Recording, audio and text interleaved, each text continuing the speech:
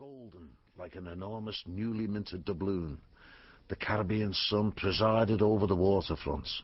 Ships of all nations, from salt-crusted skiffs to stately galleons, bobbed on their moorings, each craft facing bow on to the harbour wall. Children clambered and played upon the bronze cannons, fronting the jade and aquamarine waters of the wide Caribbean Sea. Along the dusty quayfront, fishing boats unloaded their catches straight to the stalls. Noise and bustle was everywhere. Women sold plantains, melons, coconuts, and an amazing variety of exotic fruits and vegetables. Parrots squawked and monkeys chattered from their cages of split bamboo. Men squatted in the shade, bargaining for spices, rum, snuff, and tobacco. Young girls danced and sang to the music of guitars and drums, cajoling coins from passers-by. High in its ornate tower, the bell of Santa Magdalena clanged dully over the red-tiled and palm-thatched dwellings, which ranged from austere Spanish architecture to bedraggled local hovels. Taverns, bodegas, and inns were packed to the doors with laughing, brawling, arguing, and drunken seafarers, pirates, freebooters, corsairs, and buccaneers, known collectively in Cartagena as the Brotherhood, those beyond the law of honest men. Ben and Ned sat among the trees, where it was relatively peaceful and free from trampling feet. After travelling alone in sparsely populated regions of South America for so long, they had been watching the teeming life of the quayside for fully an hour, both rather taken aback by the sudden surge of noisy humanity.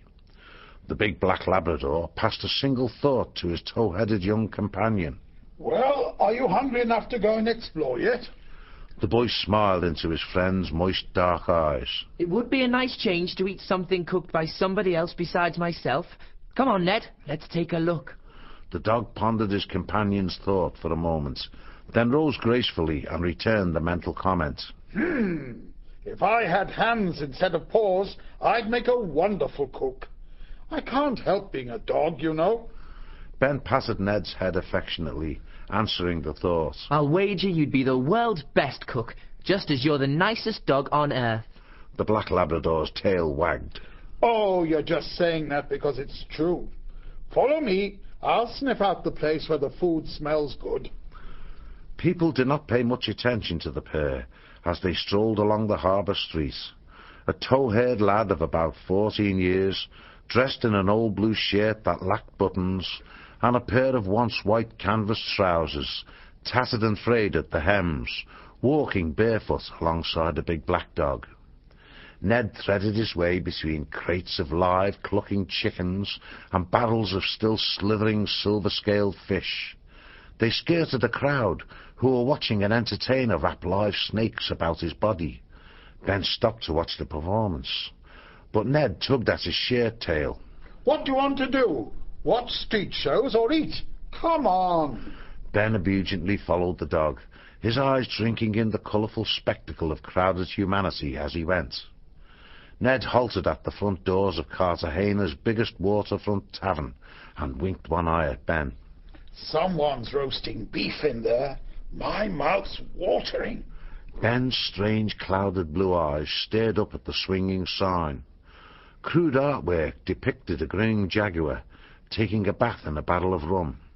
Below this, in scrolled lettering, was the name Rum Tigre. The whole aspect of the tavern was that it might once have been the home of some prosperous Spanish merchant, now converted into a drinking den with upstairs accommodation for paying guests. Ben hesitated, doubtful as to whether he should enter. Sounds of a fiddle and hoarse voices discordantly singing rowdy ditties emanated over the babble of gossiping seamen within.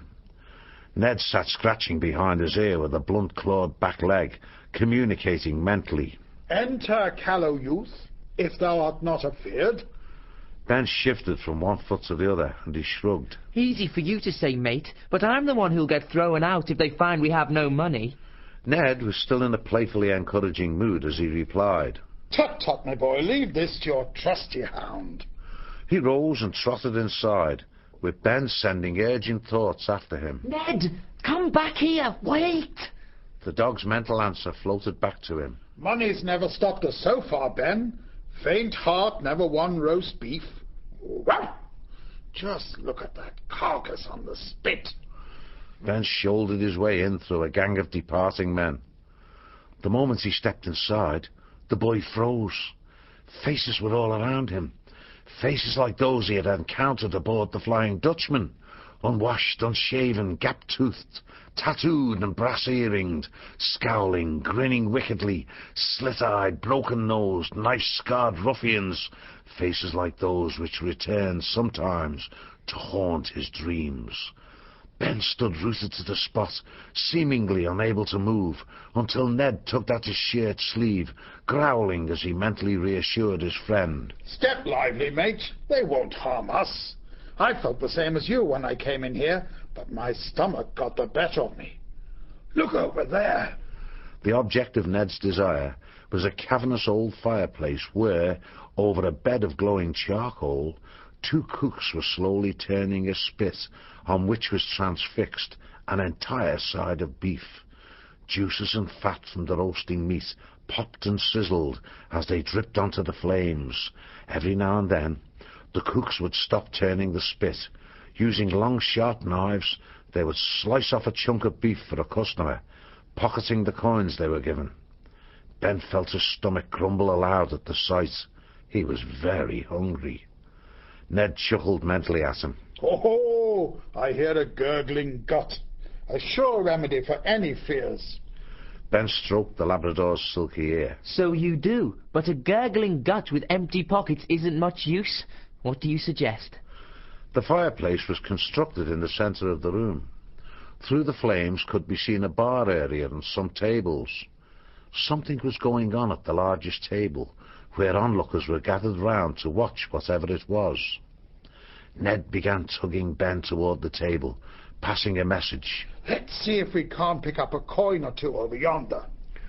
The crews of 2 pirate ships, the Diablo Del Mar and La Petite Marie, were watching their captains gambling. Rocco Madrid, master of the Diablo, was winning, and Raphael Thuron, master of La Petite Marie, was losing heavily. Rocco's sword, a fine blade of Toledo steel with a silver basketed handle, lay on the table. Behind it was an ever-growing pile of gold coins from many nations. The Spanish captain played idly with his long, grey-streaked black curls, smiling thinly as he watched Thuron. Make your choice, amigo. Where is the pea? Thuron, the French captain, stroked his rough brown beard with heavy club-nailed fingers, his eyes roving over the 3 down-turned walnut shells lying on the table between them. He flicked Rocco a hate-laden glance, growling, Don't hurry me, Madrid. Sighing heavily, Thuron looked from the dwindling pile of coins, which were stacked behind the blade of his cutlass on the opposite side of the table. He bit his lip and concentrated his gaze on the 3 walnut shells, while Rocco Madrid drummed his fingers on the tabletop. I am not hurrying you, amigo. Shall I take my siesta while you try to find our little friend the pea, eh? The Diablo's crew chuckled appreciatively at their captain's witty observation.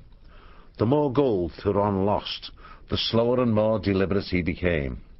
The French captain spoke without looking up from the 3 nutshells. The little pea might be your friend, but she's no friend of mine. Not after 10 losses in a row.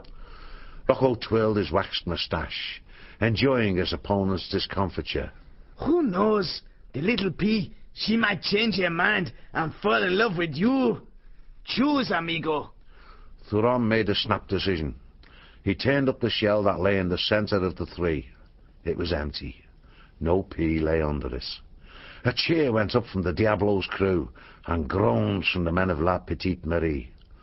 Thuron separated 5 stacks of gold coins from his meagre pile, swiping them toward the Spaniard with the back of his hand. One of the coins fell from the table and clinked upon the floor. Ned was onto it like a